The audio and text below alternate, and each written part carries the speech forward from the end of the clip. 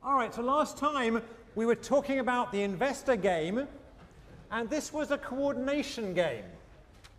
And we learned some things. I just want to recall some of the things we learned so I can highlight them a bit. One thing we learned was that communication can help in a coordination game. So I forget who it was, but someone down here who's disappeared was our Jimmy Stewart character and helped coordinate you on a better equilibrium simply by suggesting what you should do. And this, there's two lessons here. One is this is very different from the prisoner's dilemma.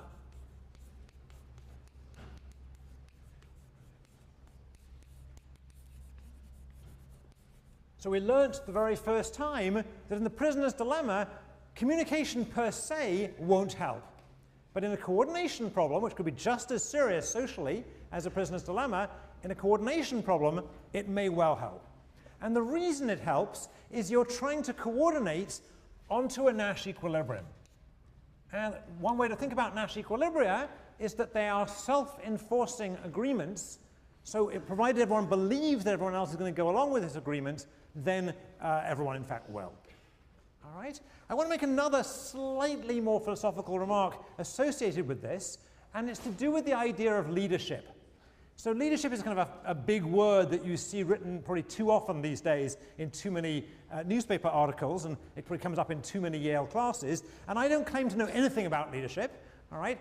And I don't think game theory is going to contribute anything to understanding about leadership. But one thing we can do is tell you where leadership may help. All right? And in a coordination game, where the idea is to try and get people to coordinate on a particular equilibria rather than on another equilibria, or worse still, to be uncoordinated entirely, in those kind of games, leadership can help tremendously. A little bit of leadership can help tremendously. So these games, these coordination games, are games where there is a scope for leadership. And just to see that in a very simple example, again, we don't need such a complicated example as the one we looked at last time. You could imagine a game, a really trivial coordination game, which looked like this. All right, 1, 1, 0, 0, 0, 0, 1, 1. And clearly, in this game, what matters is coordinating. You either want to coordinate on up left, or you want to coordinate on down right. You don't want to end up, that's a D, you don't want to end up uncoordinated on down left or up right. Everyone see that? So in this game, if you just played it, it's quite likely you're going to end up uncoordinated. But if a little bit of leadership can say, OK, let's make sure this is where we coordinate, or let's make sure this is where we coordinate.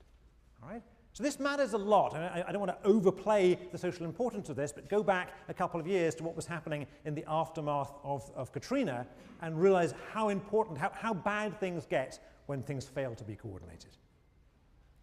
All right. One other remark before we leave this. In the game we played last time, in the investment game, one feature of that game was that the more you thought other people were going to invest, the more you wanted to invest. Is that right? The more you thought other people were going to invest, the more likely you were going to invest. And if you go back to the time before that, we talked about this partnership game. In the partnership game, you were contributing effort to a joint project. It could have been a law firm. It could have been working in a study group on a homework assignment. And that game, if you remember what the best responses looked like, they looked like this, where this was the effort of player 1, and this was the effort of player 2. This was the best response of player 1, and this was the best response of player 2. This game also has the feature that the more effort the other person does, the more you want to do. Right? The more effort your partner provides into this project, the more effort you want to provide in this project. And I just want to introduce a bit of jargon here. These games in which the more the other person does, the more I want to do, these are called games of strategic complements. Right? These are games of strategic complements. Strategic complements. All right, so both the investment game and the game with the partnership, the partnership firm game are games of strategic complements. We can call the strategies strategic complements. And we'll come back to this later on today. All right, so before we leave coordination games, I want to look at another one, a little bit more complicated one perhaps, that we mentioned briefly last time. So we'll look at and play another game, and we'll call this game Going to the Movies.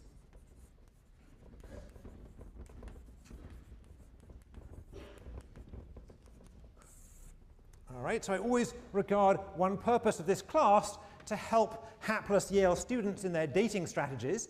That seems like a good thing to do.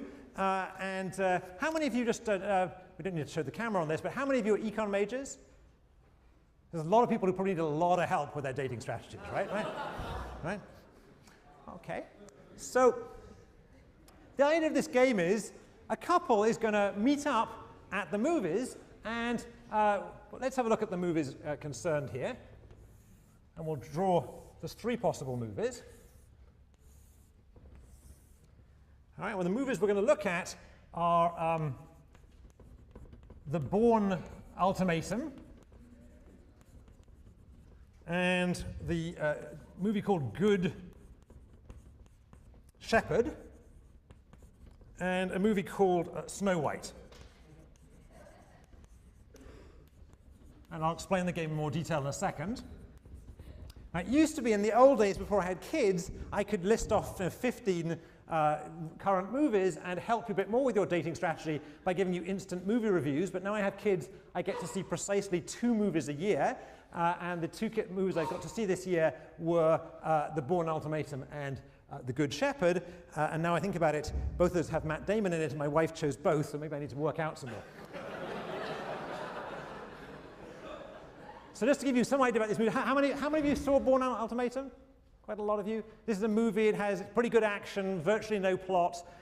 Basic lesson of this movie is, if you take home lesson, it's that all spies are psychos or something. Right? And then, how many of you saw Good Shepherd? A lot of you saw that as well. It's actually pretty good. It has a lot of plot and no action, so it's the other way around. And the basic lesson of this movie is, and you probably knew this already, everyone at Yale, it takes place at Yale, everyone at Yale is a spy. And by the way, also a psycho.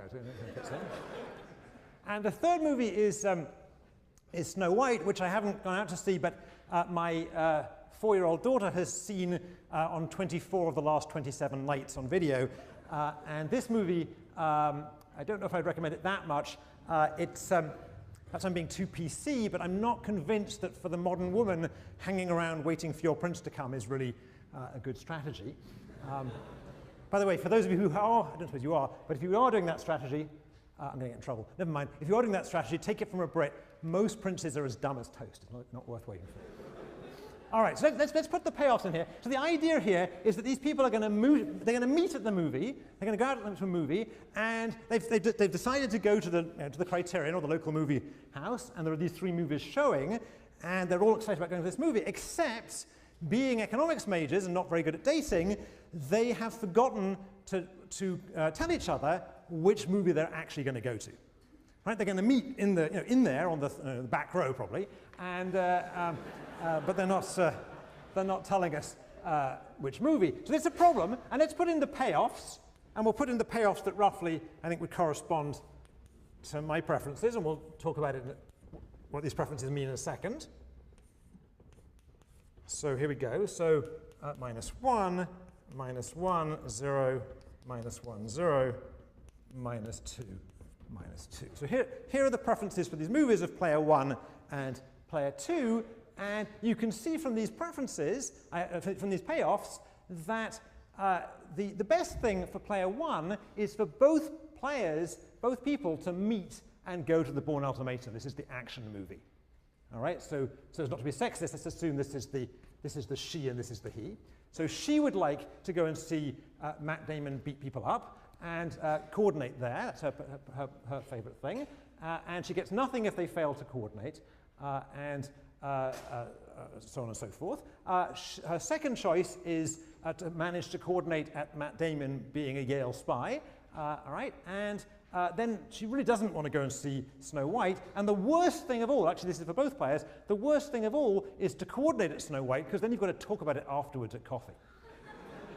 All right, and similarly for the other person, same thing exactly, except that he would rather meet at the Good Shepherd, since he's a Yale guy, he probably thinks of himself as the Matt Damon character there, or perhaps not, come to think of it. And failing that, he'd like to coordinate at the Bourne Ultimatum. But again, the disaster is to fail to coordinate and go to see different movies. All right? So these are the preferences. What can we tell immediately if you're stuck in this situation? What can you tell immediately about this game? What's an easy first step? Let's get the guy in red here. Snow White is dominated by both players. Good. So for both players, Snow White is a dominated strategy. So both players, having taken this class, I told you it would help you with your dating, but all right, so both players will realize that they should at least not go to Snow White. Is that right? All right. Great animation, but not perhaps a good date movie. So it's gone. All right, everyone see that? So that leaves us just with these two options. The two Matt Damon movies, Bourne Ultimatum and Good Shepherd, and here are the remaining payoffs. And let's see how we play this out. So let's pick on some people. Ali, you want to pick on somebody? I'll get Kai to pick on somebody as well. All right. All right. So okay. So we picked on somebody there. When you the person who Ali picked on, you want to stand up? Okay, and your name is? Nina. Say again, loudly. Nina. Aina. Nina. Just shout it out so everyone hears. Aina. And Kai, did you pick on a guy? Nina. Nina, yeah. Nina? Okay, Nina, I'm sorry, Nina. And Kai, get your guy to stand up there. And your name is? David. David. So do you know each other? No. No? Okay, so you're about to go on a date. So this is a bit, okay, so. All right, so Nina's preferences are player one's preferences here. So her best thing now is to successfully meet David at the Bourne Ultimatum, and David's preferences are player two's preferences, so his favorite thing is to successfully meet at the Good Shepherd. And why don't you write down a second on the corner of your notepad what it is you're going to choose to do. With my TAs watching you, so you really can't cheat. All right, both written down. All right. Should we have a good look at them? So we just embarrass them a bit? We looked at them already, I guess. Okay. Okay. So Nina, shout out to the crowd what it is where it is you've chosen to go. Bourne Ultimatum. Bourne Ultimatum. And David, where did you choose to go? I also put down Bourne Ultimatum. So they're going to coordinate. It's been very good. So all right. So I don't know what this tells us about David and Nina, but don't let them off the hook quite yet. So now, that was good. We managed to coordinate, although I think we can all see that we might not have done, right? We all see we might not have done. All right, let's try some communication in this game. We said that coordination games are helped by communication, all right? So let's imagine we're playing the game again. Once again, you're going to the movies. Once again, the first time didn't happen, so you didn't, for some reason it was cancelled that night. Someone had a bad cold or something, and here you are about to go off on Friday night to see these movies, and let's allow some communication ahead of time. So David, you're about to go, you realize you've got this coordination problem, so you phone Nina up, and you can say whatever you like. So what would you say to Nina? Looks like you want to go to Bourne Ultimatum. I'd rather go, and if you're going to be stubborn, I'd rather go see Bourne Ultimatum with you than not go on a date at all. So here's another clue. Stubborn is not a good first date word. All right, but okay. So Nina, what would you say in response to that? I'll go to Bourne Ultimatum. All right. So write down what you're going to do this time.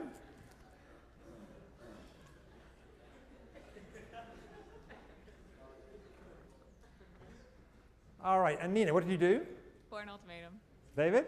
Bourne Ultimatum. So they're still managing to coordinate, but you can, okay, so thanks for this couple. Let's give them a round of applause.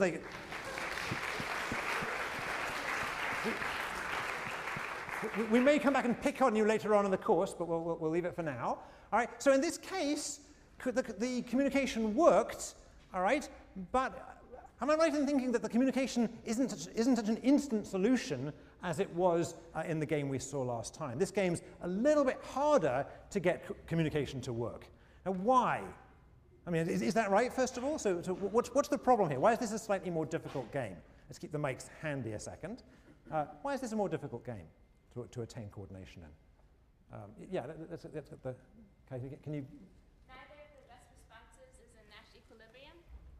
Well, no, hang on a second. So let's slow down a second. That's a good one. Let's start with that. What are the Nash equilibria in this game? What are the Nash equilibria in this game? So, somebody, let's pick on somebody. Just pick on anybody, okay? Yeah, what are the Nash equilibria in this game? Both players doing Born Ultimatum and both players doing Good Shepherd. All right, so in fact, if we check the Nash equilibria in this game, the Nash equilibria, and you can check that they are in fact best responses, are both people doing the Born Ultimatum or both people doing the Good Shepherd. And the reason for that is if the other person is going to go to Born Ultimatum, I want to do that. And if the other person is going to go to Good Shepherd, I want to do that. So these are both Nash equilibria. That isn't so much the problem. That was true last time as well. There were two well-coordinated Nash equilibria, although one of them was better than the other. What's the tricky thing here? What's the extra trick here? Somebody, yeah, is there a camera? Do we have a mic on this side? Sorry. There was a hand up there. Yep, go. There you go. Stand up. Great. Each player prefers a different Nash equilibrium. All right, so unlike the other game, the two examples of coordination games we saw so far were really pure coordination problems. Is that right? They were pure coordination problems. There was no conflict at all. In the case of the investor game last week, every player preferred one equilibria to the other. Right? In the game I just put up, the sort of trivial example, it didn't really matter which equilibrium we played here. We just wanted to play an equilibrium. Is that right? Is that right? But here, there's a potential source of conflict here. Both people would rather be at an equilibrium than to be mal-coordinated or uncoordinated, but player 1 wants to go to Born Ultimatum and player 2 wants to go to Good Shepherd. And actually, I thought Nina's strategy there was pretty good. Nina's version of communication was, I'm going to Born Ultimatum. Right? And that basically fixed things. Right? But you could imagine that communication could break down here. There could be a negotiation going on. All right? So think about, I mean, I don't want to push this too hard, but think about other games where people are communicating to avoid a failure of coordination. There's a strike negotiation going on as we speak. In fact, there's a critical moment this morning up in Detroit between General Motors and the United Auto Workers.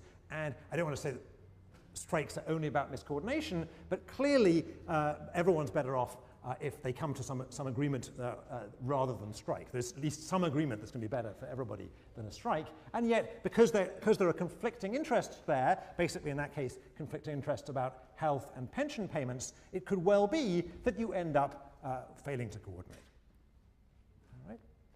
All right, so this game has a name, and actually somebody mentioned it last time. Anyone, who's the person who mentioned this last time? Somebody mentioned this. What's this game called? Yeah, shout it out.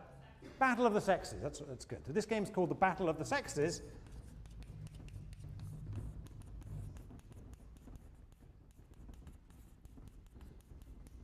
And we'll see it in various forms over the course of the semester. It's actually a very interesting game. Games like it, they are coordination games, but different people disagree about where you'd like to coordinate. All right, so much for talking about coordination games and helping you with your dating strategy. This being a game theory class, there's at least one game we have to discuss, and we'll come to it now. So we're going to spend most of the rest of today talking about Cournot duopoly. And before I do that, let me just check. How many of you have seen Cournot duopoly before? Just raise your hand, just for me. All right, so maybe about half of you. So those of you who have, don't worry, I mean, this will be a bit review, but we'll see it more through the eyes of game theory this time. And for those of you who haven't, don't worry, we're going to go through it, okay? Okay? So this is a classic game, perhaps it's one of the most famous games, and therefore worth studying in the class.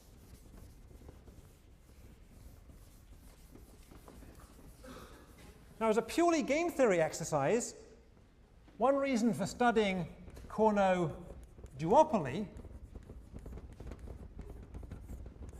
is that so far we've discussed how to find Nash equilibrium when there are few players, each of whom has few strategies. And we've discussed how to find Nash equilibrium where there are many players, each of whom has few strategies. And this is a game where there are few players, namely 2, but they have many strategies.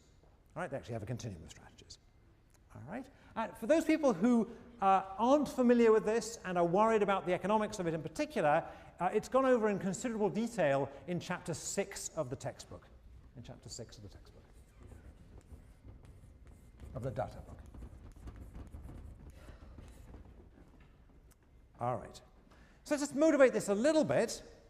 So there's two reasons why this game is interesting. So I should say what it is. So this is a game in which there are two firms who are competing in the same market. And we'll give a bit more detail in a second. And one reason this game is interesting from the point of view of economics is this game lies between the two extreme cases that you learn about in your intro economics class. One extreme case is perfect competition, and the other extreme case is monopoly. So this is really the first attempt, way back in the 19th century, to study a market that's somewhere in the middle, where in fact most markets are. All right, there are two firms. And we're interested in two things here. We're interested in what's going to happen in these markets. And then from a welfare point of view, from a policy point of view, we're interested about whether this is good for consumers or good for producers or what. Right? How this relates to profits and consumer surplus. All right, so with that in mind, let's just set the game up. So the players in this game are two firms. Two firms. And the strategies in this game for the firms, and this is going to turn out to be important, the strategies are the quantities that they produce of an identical product. All right? So they are the quantities they produce, or each of them produces, of an identical product. So as far as the consumers are concerned, these two products are perfect substitutes. You could think of these as two companies producing bottled water. And now I'm going to get hundreds of letters saying not all bottled waters are the same, especially from Italians and the French, but never mind. Let's pretend that they are. All right? So just to emphasize that the strategies are quantities, rather than using S, let me use Q today to be the strategies. So Qi and Q minus I, or Q1 and Q2 will be the strategies. All right? Now I need to give a little bit more structure on the payoffs before I get to the payoffs. So in particular, I need to tell you what is the cost of production. And the cost of production in this game is simply going to be C times Q. All right, so if I produce 1 unit, it costs me C. If I produce 2 units, it costs me 2C. If I produce 100 units, it costs me 100C. And if I produce 0.735 units, it costs me 0.735C. And so on. All right? So for those people who took intro economics, which is most of you, this is a game, or this is a setting in which we have constant marginal costs. Constant marginal cost. The constant marginal cost is C. All right, and I'll need to tell you about how prices are determined in this market. So prices are determined as follows. Prices depend on some parameters I'm just going to call A and B. And let me write the equation, and then we'll see what it looks like. So basically the idea is that the more these firms produce, so the more is the total quantity produced, Q1 plus Q2, the lower is the price in the marketplace for this product. All right? And let's just draw a picture of that. We'll come back to this in a minute. Let's draw a picture which we can keep for later. Actually, let's save myself some time and bring this down. All right? So this equation I've just written, you can imagine Q1 plus Q2, total quantity on the horizontal axis, and you could imagine price on the vertical axis. And basically what we're saying is that prices depend on total quantities as follows, where the slope of this line is minus b. All right? Now for those of you who took Economics 115 or equivalent, what is the name of this line I've just drawn? Okay, that was way fewer responses than I wanted. All right, let's try again. What's the name of this downward sloping, hint, hint, line that I've just drawn? It's a demand curve. Thank you. It's a demand curve. All right. This is the demand. It tells me, if I look at the other way around and look at how prices correspond to quantities, it tells me the quantity demanded at any given price. All right? We'll come back to that in a second. But meanwhile, let's just finish up what we're doing here and put in payoffs. So payoffs for these firms are going to depend on profit. So the payoffs, the firms aim to maximize profit, and profit is going to be given by P times Q minus, sorry, let's do this for firm 1, all right? Let's be careful here. Let's do this for firm 1. I'll do firm 2 in a second. So the payoff for firm 1, as it depends on the quantity that she produces and the quantity that the other firm produces, is going to be prices times the quantity that firm 1 produces minus costs times the quantity that she produces. All right? All right. So this term here is revenues. This term here is revenues, and this term here is total costs. Right? Revenues minus costs makes profits. And again, for those people who are less familiar with economics, I'm hoping this is not going to be too hard, but you can read up on it otherwise. All right? And what I'm going to do here is I'm going to substitute in for prices. All right? So I've got this expression for prices here. Here it is. And I want to plug it into that P there. Okay?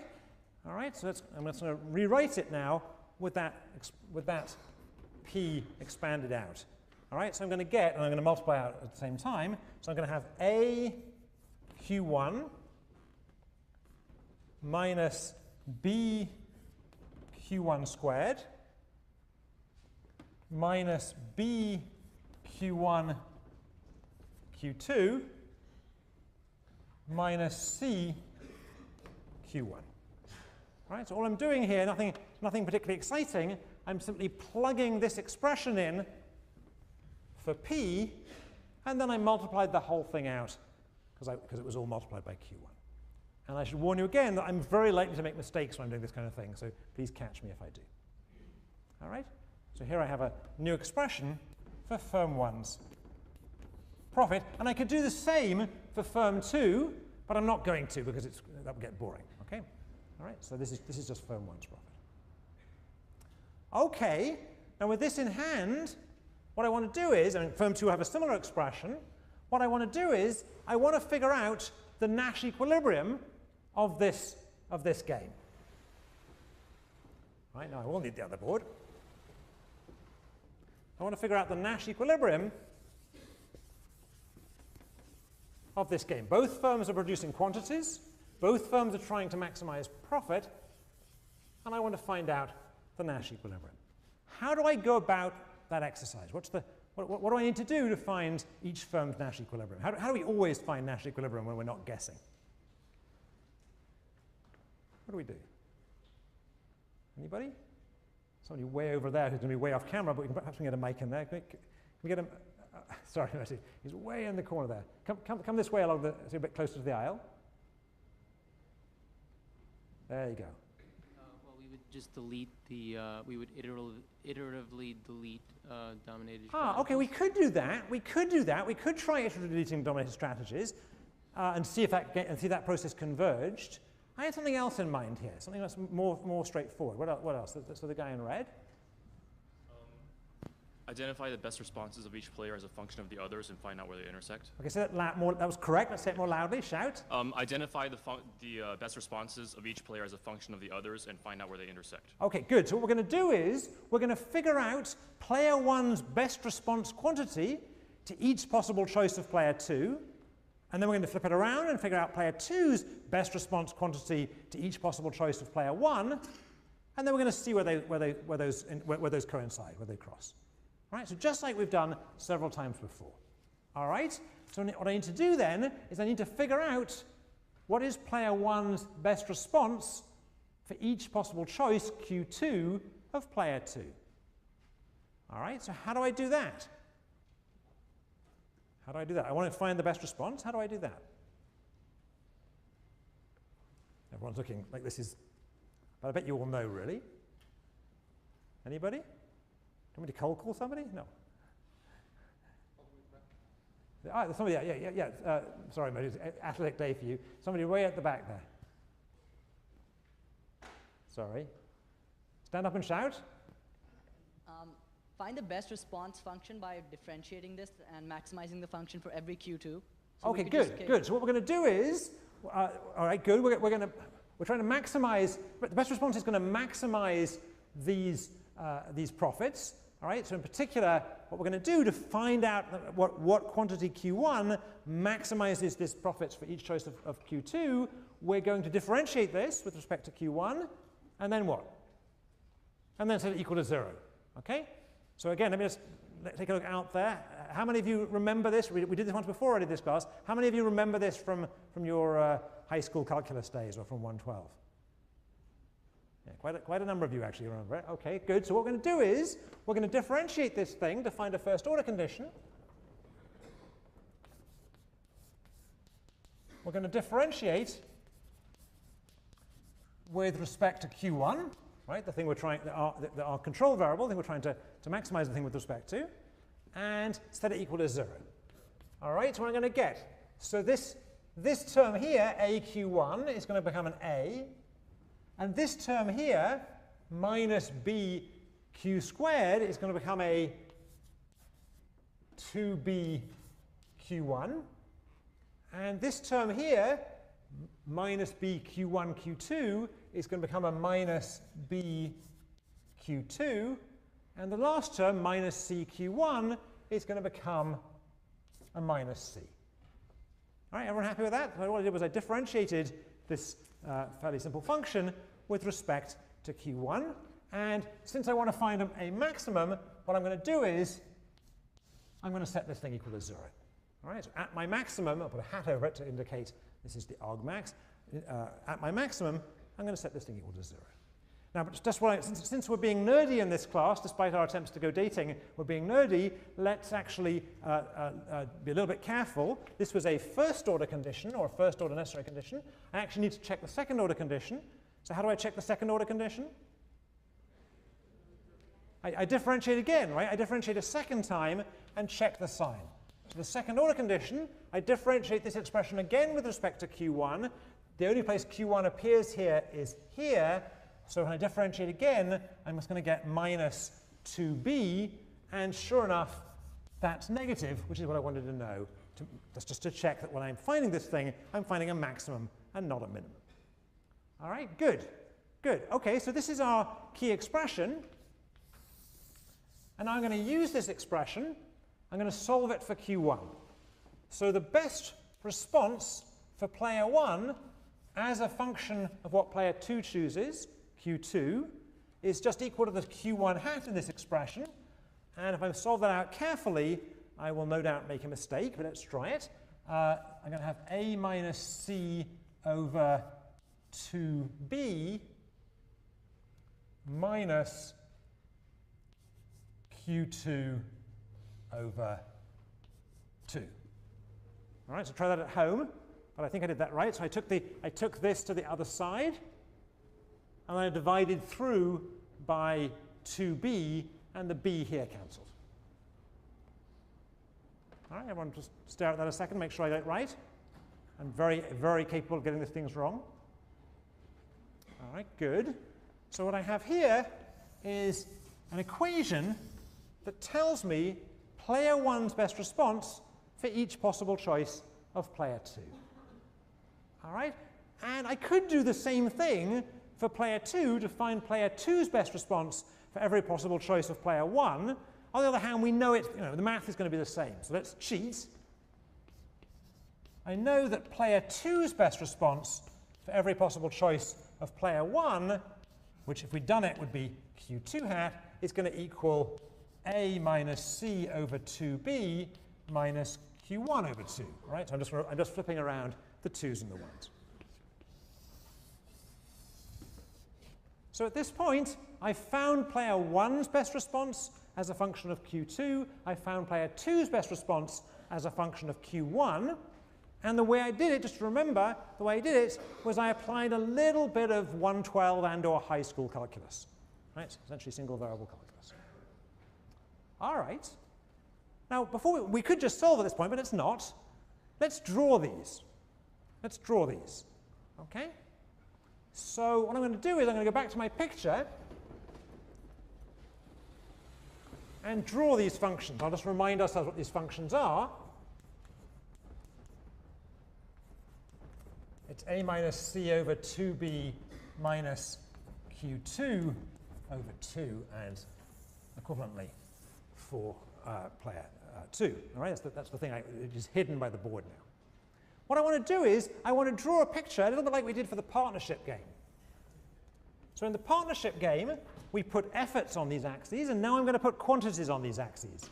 So this is going to be the choice of player 1, and this is going to be the choice of player 2. And what I want to do is I want to figure out what this looks like. For each Q2 that you give me, or that player 2 chooses, I want to find out and draw what is player 1's best response. All right, everyone happy with what I'm doing here? All right, so let's start somewhere. And what we're going to do is we'll refer back to this other picture, which is why I left it here. All right, so in particular, what would be player 1's best response if player 2 didn't produce at all? How would we find that? Without worrying about the economics of it a second, how would we find that just as a math exercise? So suppose player 2 doesn't produce at all. All right? What is player 1's best response? Someone read it off for me? When we cold call somebody out, you can just... A minus C over 2B. All right, so shout that out. A minus C over 2B. Good. So if I plug Q2 equals 0 into here, this term disappears, right? And I just get A minus C over 2B. So what's that telling me? Let me put the 45-degree line in here. What's that telling me? It's if player 2 chooses not to produce, then player 1's best response is A minus C over 2B. Now I claim that that quantity, A minus C over 2B, actually has another name. What's the name of that quantity? What's the name of the quantity A minus C over 2B? Once we escape the algebra and just think about it in terms of economics. Well, let's think about it a bit. Let's go back to the previous picture. If player 2 is producing nothing, then what is player 1 effectively? He's a monopolist, or she's a monopolist, all right? So we know how to figure out monopoly quantities from what we did in 115, or equivalent courses. Let me finish the picture here. Here's my demand curve. Here's my constant marginal cost at C. All right, I want to use this picture on the left now to figure out what the monopoly quantity is. Can anyone tell me, let's cold call somebody again. Raise your hands if you took 115 or 110 or 150.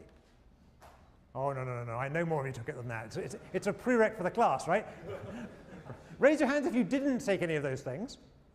Right? All right, so Alec, keep your hand up. Cold call somebody who hasn't got their hand up. Anybody, go ahead.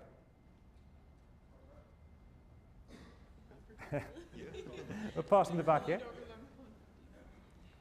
Do you want to tell me where's the monopoly quantity on this picture? No, try the woman there. Try the woman one in. Yeah, that's where you are. The woman here. Yeah.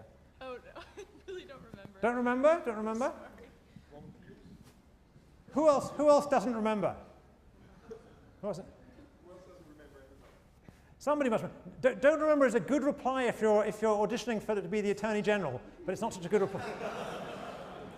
Anybody? Somebody help me out here. Where's the monopoly quantity on this picture?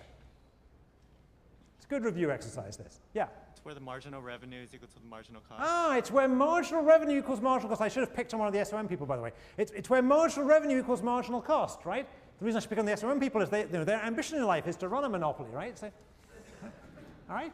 Trouble is, I haven't drawn the marginal revenue curve yet, right? You can't actually see the marginal revenue here. What does the marginal revenue look like in this picture? Why don't we go to the same guy, the guy in brown? Where's the marginal revenue what's the marginal revenue look like in this picture on the left? It's 1/2 the slope of the price. Yeah, or I guess it's twice the slope, but that's fair enough. I know what you mean. All right, so the marginal revenue here, let's put it in a different color. The marginal revenue looks something like this. Right, and as, I don't know what your name is, as the guy said, the monopoly quantity is when marginal revenue equals marginal cost. All right, and as we know, this line here has twice the slope of the original line of the demand curve, so the slope of this thing is minus 2b. All right, now I'm going to claim that this monopoly quantity I claimed before is going to our intuition says if the other firm isn't producing, my best response must be to produce my monopoly quantity, which I can see on this picture. And I also claim that the math is telling me, just a kind of nerdy math is telling me, that that quantity is A minus C over 2B. And I claim that they're the same thing. How can I see they're the same thing? Well, look, here I have a line of slope minus 2. How far down does it have to go? It has to go A minus C down. This pink line has to drop off from A all the way to C. How far along do I have to go to drop off A minus C when I have slope minus 2b? Answer A minus C over 2b. Right? That's not even calculus, something you really all did at high school. All right? Okay, so this monopoly quantity is indeed A minus C over 2b. All right?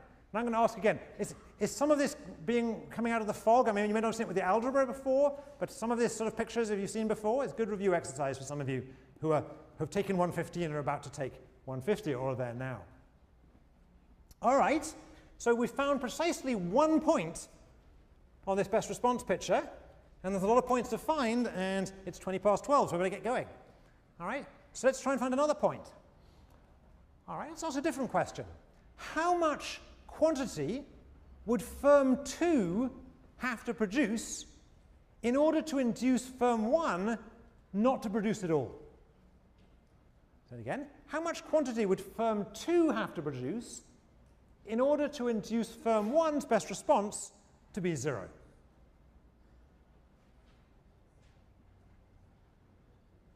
All right, Ali, help me out. It's Katie, right? Is that right? The woman in green? Let's get a mic to Katie. Oh, there's a mic closer by, isn't there? Oh, never mind. Sorry, Anne. Yeah. A minus C over 2b. All right, so that's just solving out the algebras. We're saying what Q solves A minus C over 2b minus Q2 over 2 equals 0, right? What Q2 makes this equal to 0, and Katie's answer is, solving out the algebra here, is that Q2 that solves this must be A minus C over B. All right, that's right. Where can I see that one on the picture, though? Let's go back to the economics. Right, so I'm claiming that there's some quantity up here. I claim this quantity is A minus C over B, such that if firm 2 produces that much quantity, firm 1 will just produce nothing. All right? But that's just kind of algebra and math. Where can I see it on this picture? What quantity, if produced by firm 2, would cause firm 1 to shut down on this picture? Yeah, let's get a mic in here. Sorry again.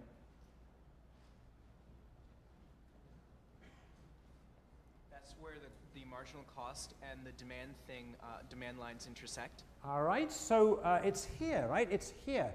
It's where the marginal cost and the demand curve intersect. And what's the intuition? Well, let's work it out.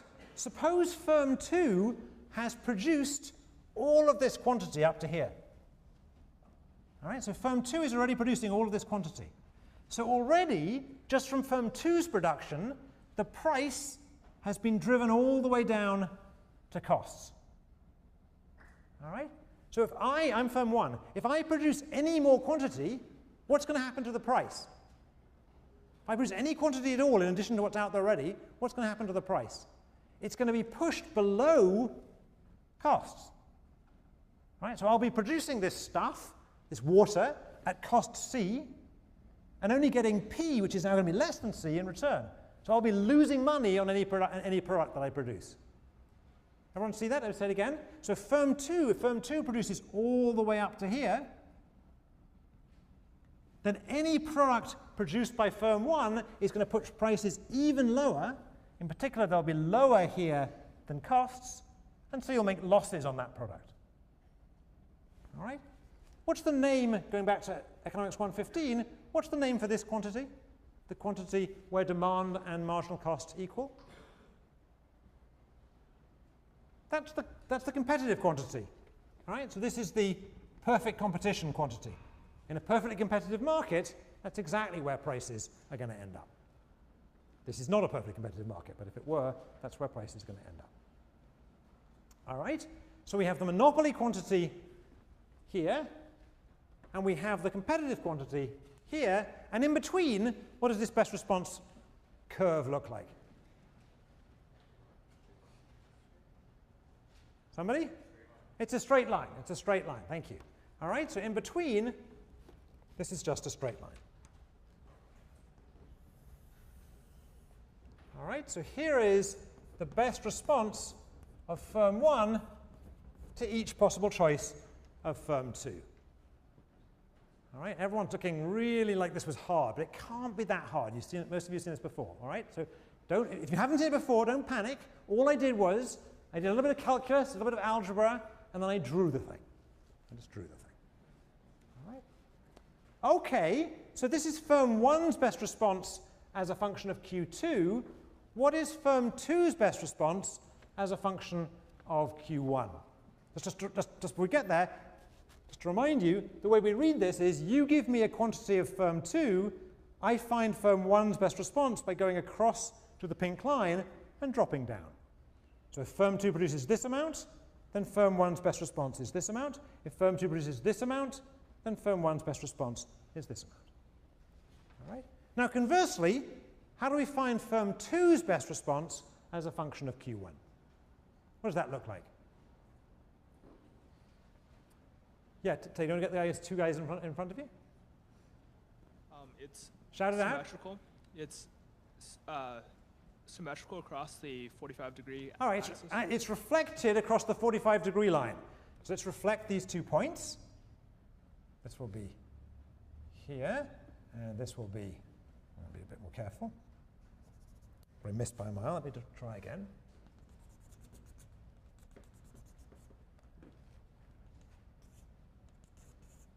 Yeah, I missed by a mile, which is a problem in drawing my lines, but never mind.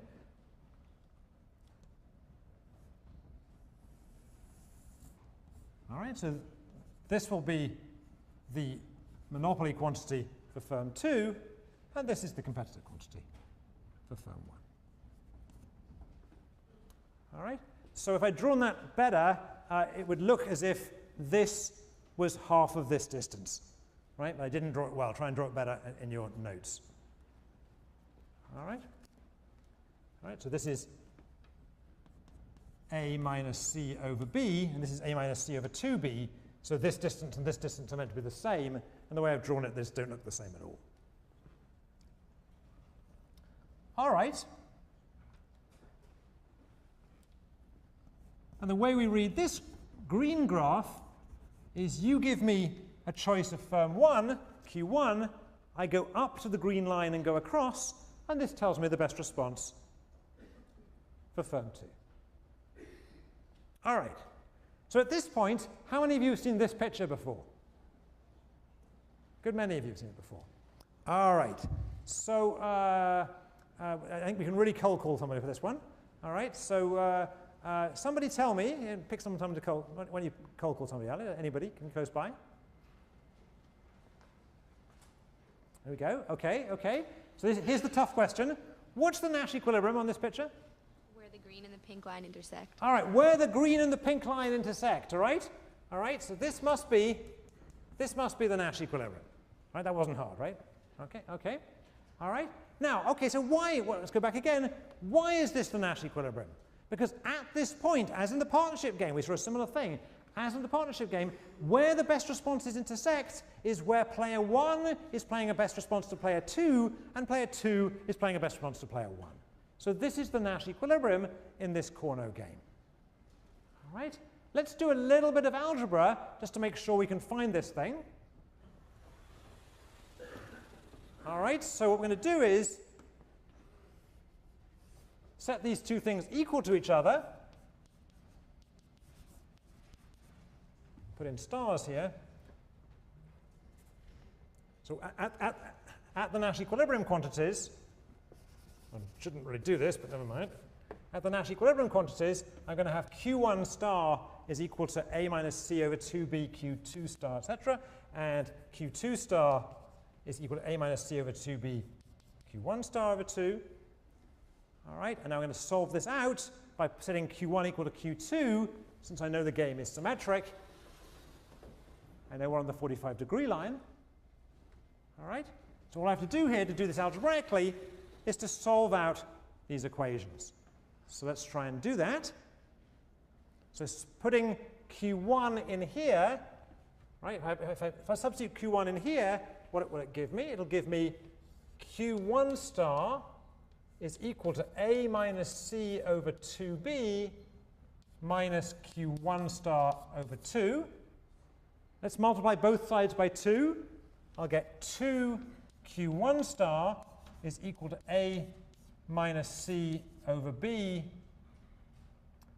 minus Q1 star. Take that to the other side. I have 3 Q1 star is equal to A minus C over B. And finally, divide by 3. Q1 star is equal to A minus C over 3B.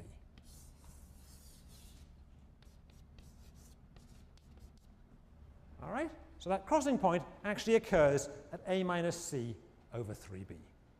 And again, I'm going to look desperately at my TAs, check I didn't screw that up. I think I didn't screw that up. All right, so this is sometimes called the Cournot quantity.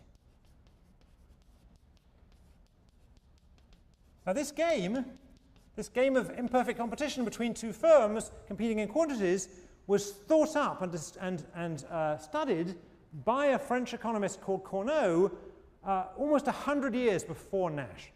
Right, so 100 years really before the invention of game theory. Right, someone had figured out this answer for this game. All right. Okay, so what do we know so far? I'll leave the algebra there. Transfer it up here. Q1 star equals Q2 star equals A minus C over 3B.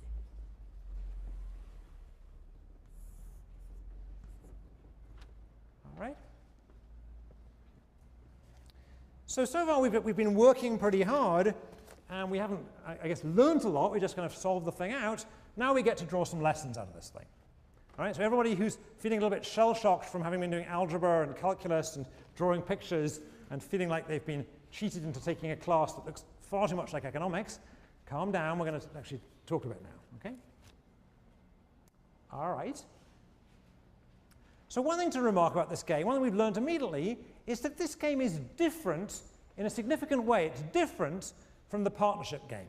I mean, obviously it's different because it's about something different, but I mean, in terms of the game theory, it's different. It's different from the partnership game. It's different from the investment game. What is it that's different about this game from the what's the obvious thing, just looking at this picture, that makes it different from the partnership game?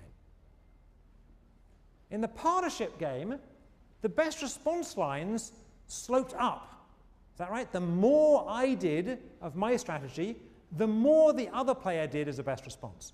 In the investment game, the more likely I was to invest, the more you wanted to invest. Right? But in this game, we have the exact opposite. The more player 1 produces, the less player 2 wants to produce. And the more player 2 produces, the less player 1 wants to produce. All right? So this game is a game not of strategic complements, but of strategic substitutes. And I want to be careful here. It's not that these goods are substitutes. I mean, clearly that's also the case, right? If both these firms are producing bottled water and it's identical, right, then the goods themselves are substitutes. That's not the point I'm making here. Strategic substitutes is a statement about the nature of the game. So strategic substitutes is telling me that my strategy is a strategic substitute of your strategy if the more I do of my strategy, the less you want to do of yours, and conversely, the more you want to do of your strategy, the less I want to do of mine. All right? Okay. Now let's come back to the question we started with, which is to do with profits and so on in society. We know that if these players play these games, at least if we believe in Nash equilibrium, then they're going to produce these quantities. They're going to produce here. All right? But let's ask a different question. Each of these firms is trying to maximize profit. All right? But how about the total profit in the industry? Right? Each of these firms, we know by the fact they're playing a best response, is maximizing their profits, taking as given what the other firm's doing. But how about total industry profits? Are they being maximized here? Who thinks total industry profits are being maximized? Who thinks total industry profits are not being maximized? All right, good, good. So shout out. Okay, so total industry profits are not being maximized. Where on the picture, let me get another bit of cold calling in here. Where on the picture maximizes total industry profits? Where on the picture maximizes total industry profits? We had him before. Someone else. Yeah. No idea? No idea? People taking the fifth here? Yeah, the guy in there. Yeah. Is it at the monopoly? At monopoly, exactly. So clearly, if we produce the monopoly quantity, by definition, the monopoly quantity maximizes total industry profit. So, for example, if firm 2 shut down and firm 1 produced its monopoly profits, its monopoly quantity, that would maximize firm profits. And conversely, if firm 1 shut down and firm 2 produced its monopoly quantity, that would maximize industry profits. All right. Where else on this picture maximize industry profits? So this point maximized industry profits, and this point maximizes industry profits. Where else maximizes industry profits? Anybody? Well, how about all the points in between? Here, firm 1 produced nothing, and firm 2 produced the monopoly quantity. And here, firm 2 produced nothing, and firm 1 produced the monopoly quantity. But you could also just split the monopoly quantity, for example, half-half at this point here. All right? So if the firms wanted to make more money, one thing they could do is they could sign an agreement saying, why don't each of us produce not our Cournot quantity, but produce half monopoly profits. Sorry, half the monopoly quantity. And that would produce this much each. All right, so firm 1 would be producing half its monopoly quantity, and firm 2 would be producing half its monopoly quantity. All right, so what's wrong with that agreement? So here they are. What are they? They're 2 water companies, so they're Poland Spring and Coca-Cola, I guess, these days, have signed this agreement saying that each one's going to produce half monopoly quantity. And what's going to go wrong with that agreement? Yeah, the guy in red. First of all, it's illegal. It's illegal. It's illegal, right? So even without there being an attorney general, somebody might be awake in the Justice Department and notice that that's actually illegal. All right? It's illegal to sign an agreement, to sign a contract saying you're going to restrict quantities. It's illegal, so they can't sign that as a contract, but hey, they could just agree to do it. Right? So Coca-Cola and Poland Spring could just agree to produce half the quantity of water each. All right? What might go wrong in that agreement? Let's just suppose that game's just being played once for now. All right? And suppose that this is Coca-Cola's quantity, and this is Poland Spring's quantity. And suppose you're the manager of Poland Spring, right? So water is coming out of the ground in Maine for you, all right? And you know that this Coca-Cola guy is going to produce this quantity here, all right? So this is QM over 2, QM over 2, all right? So let's pick on our two managers. Let's have two people who've spoken before. So the guy in the red shirt's name is Steve, and I guess in red he should be the Coca-Cola guy, all right? All right, and let's pick on our Jimmy Stewart from last week, whose name is Patrick, right? Can I get a mic on Patrick, all right? All right, so Steve and Patrick are respectively the managers of Coca-Cola and Poland Spring, and here he is, right? Right, and Patrick believes that the Coca-Cola manager is going to, maybe we should just make this Coke and Pepsi. It's two identical, they're near enough identical, all right? So these are Coke and Pepsi. That'll confuse me less. All right, so Patrick, our manager of Pepsi, believes that Coca-Cola is going to produce this quantity, and he's agreed to produce this quantity. What is Patrick actually going to do? Patrick, what are you going to do? So I should cheat and pick the quantity on my best response line that's much farther out, so I'll produce more than that quantity. All right, so Patrick, being Jimmy Stewart or not, actually when he's when he's playing the manager of Pepsi, is going to produce more of this undrinkable liquid and produce this quantity here. All right, so what is this? This is Patrick's best response to the other guy producing the monopoly quantity. All right? All right, so Patrick's response in Pepsi is to overproduce relative to the monopoly quantity, actually overproduce even relative to the Cournot quantity, right? And produce all the way out here. Okay, so Patrick's producing here, but what about Mr. Coca-Cola guy? All right? Now, Mr. Coca-Cola guy knows Patrick pretty well, but they've been in the same industry for a while, and Mr. Coca-Cola guy's name is Stephen. Stephen presumably knows that Patrick is actually going to produce this quantity. Sorry, this quantity. So, Stephen, what should you produce? Increase my own production to match my best response line. Good. So Stephen, anticipating that Patrick is going to think that Stephen's a sucker, but Patrick's going to cheat on him and produce too much, Stephen's going to produce a best response to that, and he's going to produce this quantity here. So what is this? This is player 2's best response to player 1's best response to player 2 producing half monopoly output. All right?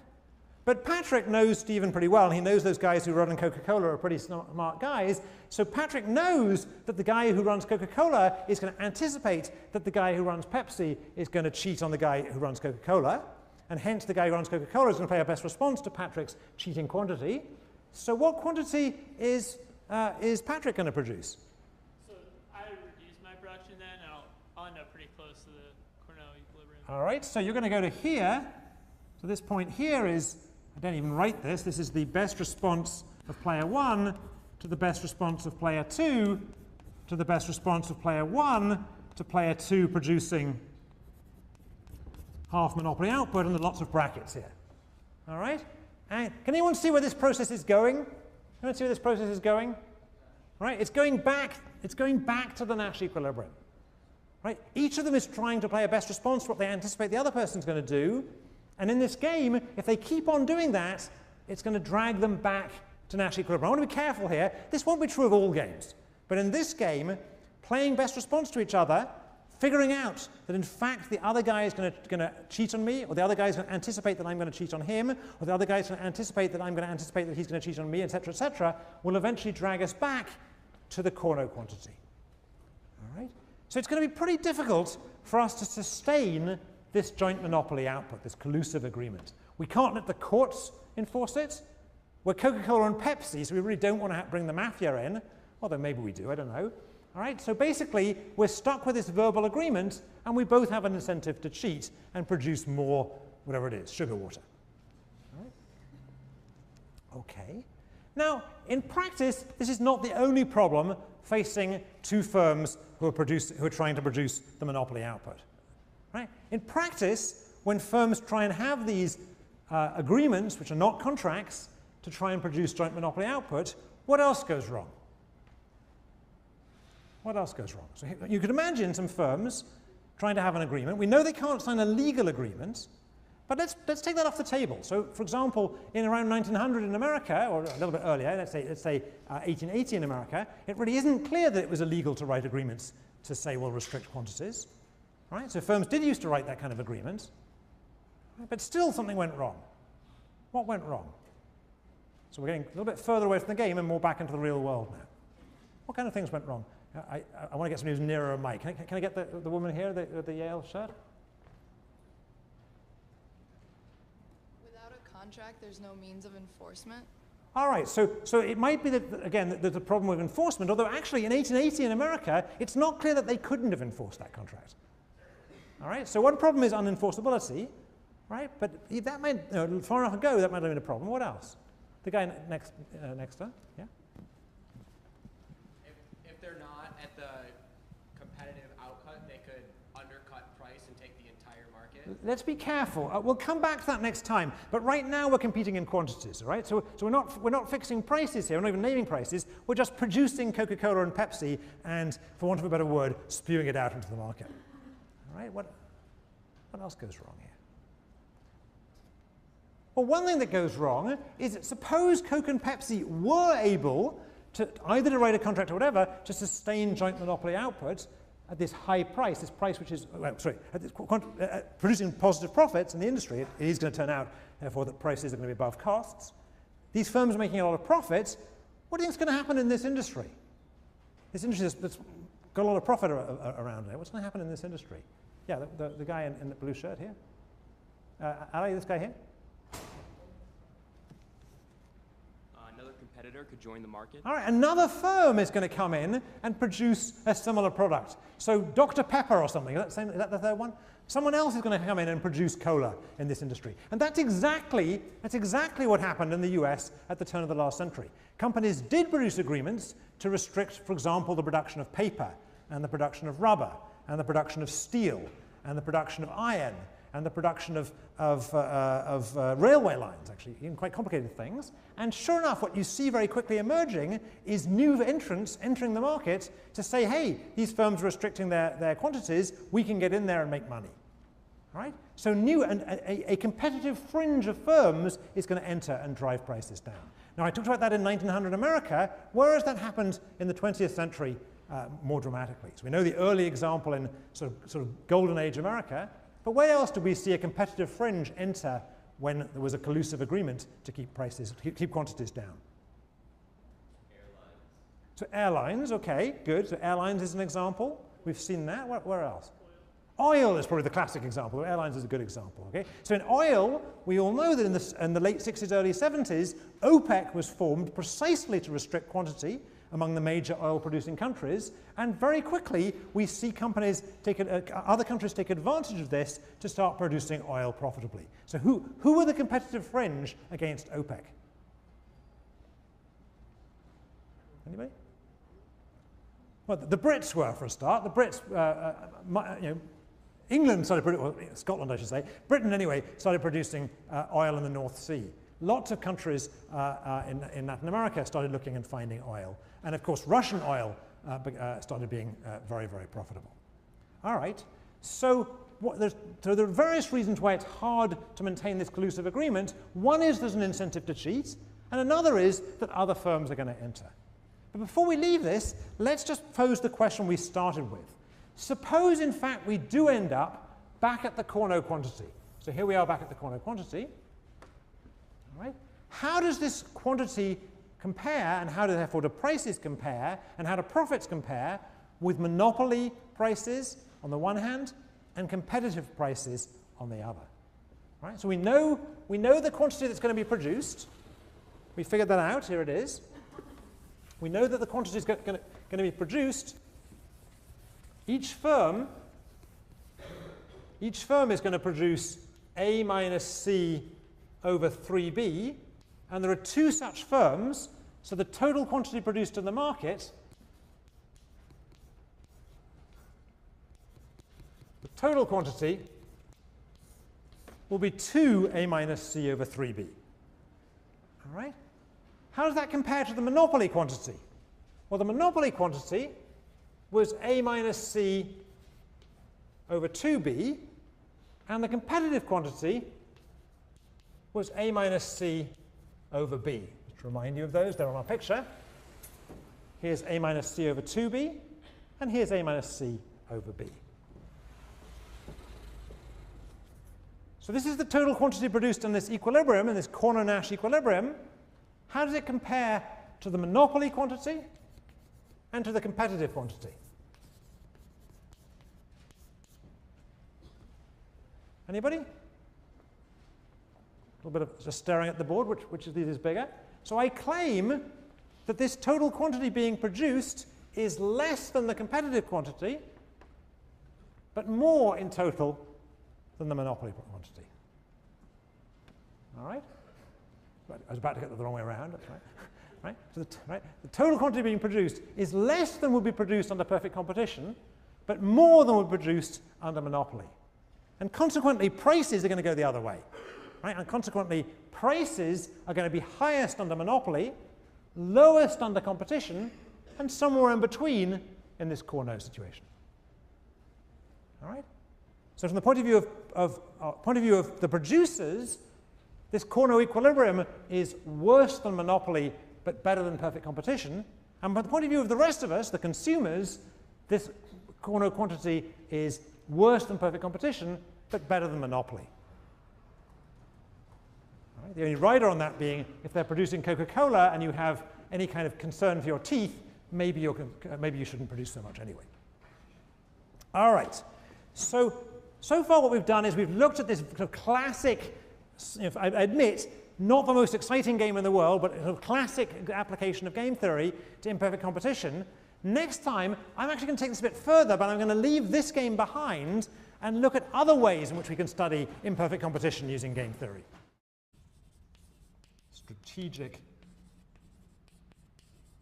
complements. All right, so both the investment game and the game with the partnership, the partnership firm game are games of strategic complements. We can call the strategies strategic complements. And we'll come back to this later on today. All right, so before we leave coordination games, I want to look at another one, a little bit more complicated one perhaps, that we mentioned briefly last time. So we'll look at and play another game, and we'll call this game Going to the Movies.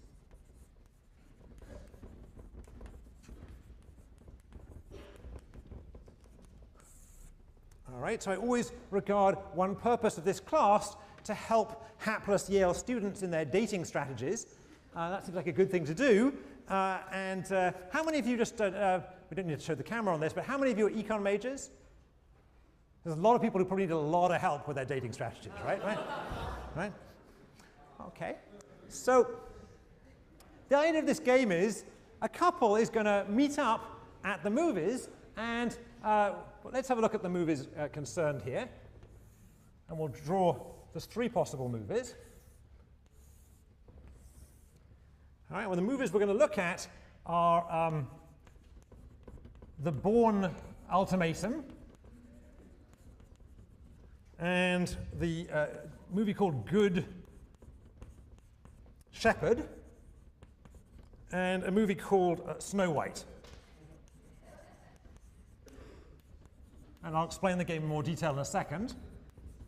Now, it used to be in the old days before I had kids, I could list off 15 current movies and help you a bit more with your dating strategy by giving you instant movie reviews. But now I have kids, I get to see precisely 2 movies a year. And the 2 movies I got to see this year were The Bourne Ultimatum and The Good Shepherd. And now I think about it, both of those have Matt Damon in it, and my wife chose both, so maybe I need to work out some more. So just to give you some idea about this movie, how many of you saw Bourne Ultimatum?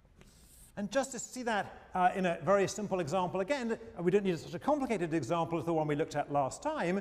You could imagine a game, a really trivial coordination game, which looked like this.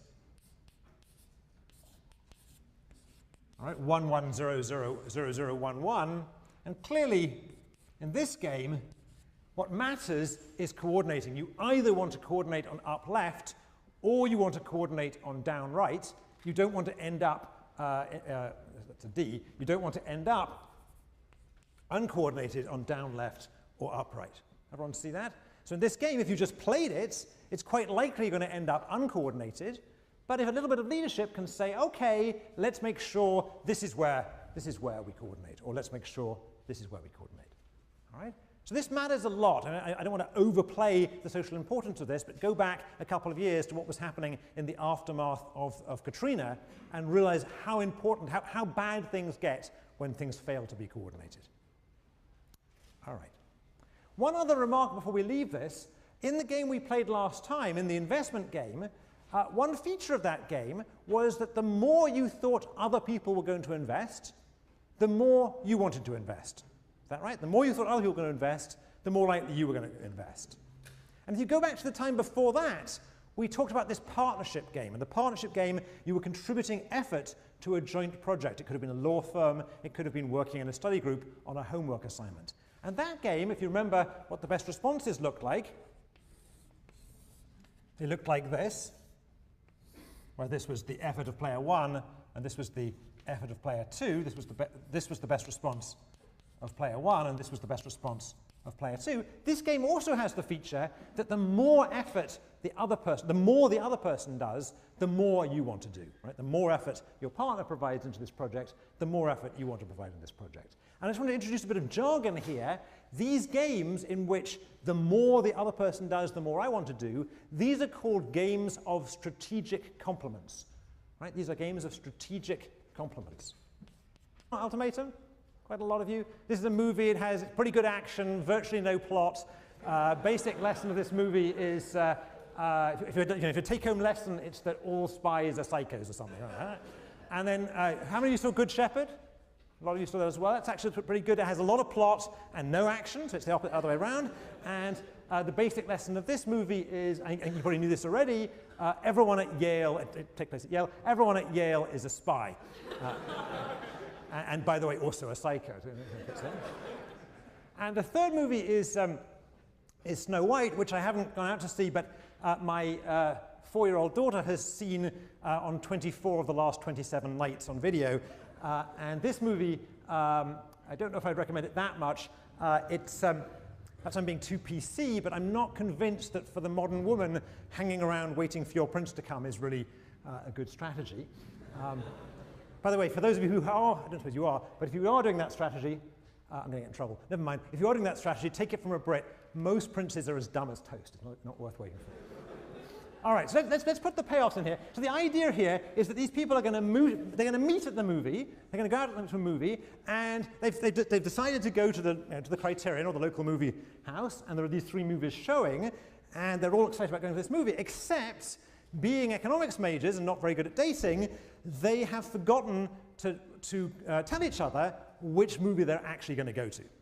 Right? They're going to meet in there on the back row probably, and but they're not telling us which movie. So there's a problem, and let's put in the payoffs, and we'll put in the payoffs that roughly I think would correspond to my preferences, and we'll talk about what these preferences mean in a second.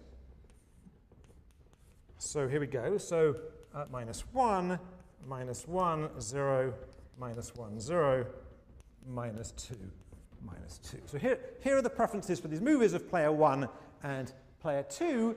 And you can see from these preferences, from these payoffs, that the best thing for player 1 is for both people to meet and go to the Bourne Ultimatum. This is the action movie. All right, so as not to be sexist, let's assume this is the she and this is the he. So she would like to go and see Matt Damon beat people up and coordinate there. That's her favorite thing.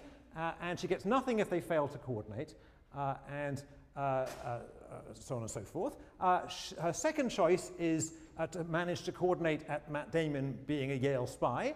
All right, and then she really doesn't want to go and see Snow White. And the worst thing of all, actually this is for both players, the worst thing of all is to coordinate at Snow White, because then you've got to talk about it afterwards at coffee.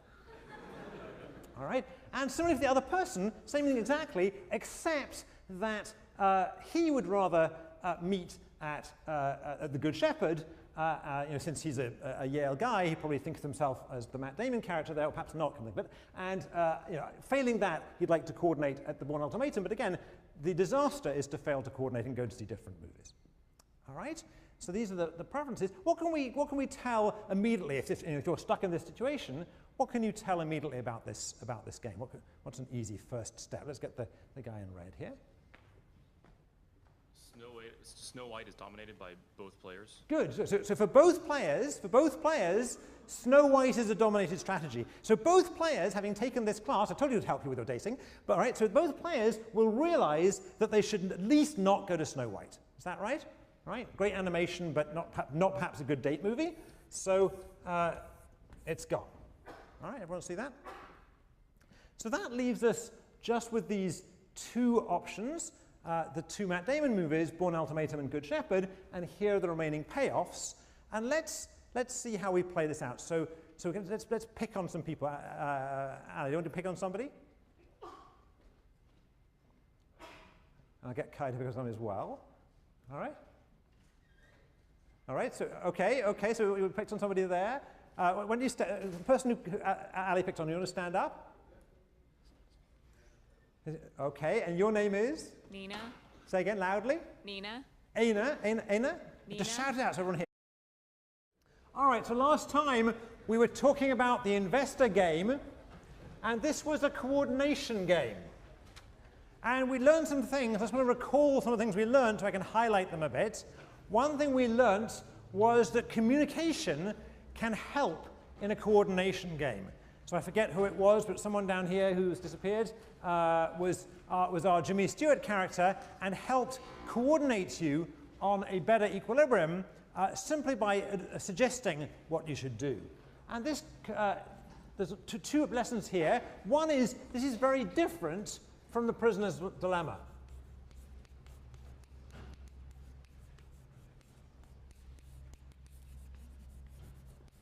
So we learnt the very first time that in the prisoner's dilemma, communication per se won't help.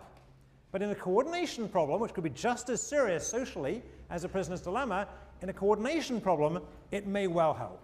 And the reason it helps is you're trying to coordinate onto a Nash equilibrium. And one way to think about Nash equilibria is that they are self-enforcing agreements. So provided everyone believes that everyone else is going to go along with this agreement, then everyone in fact will. All right? I want to make another slightly more philosophical remark associated with this, and it's to do with the idea of leadership.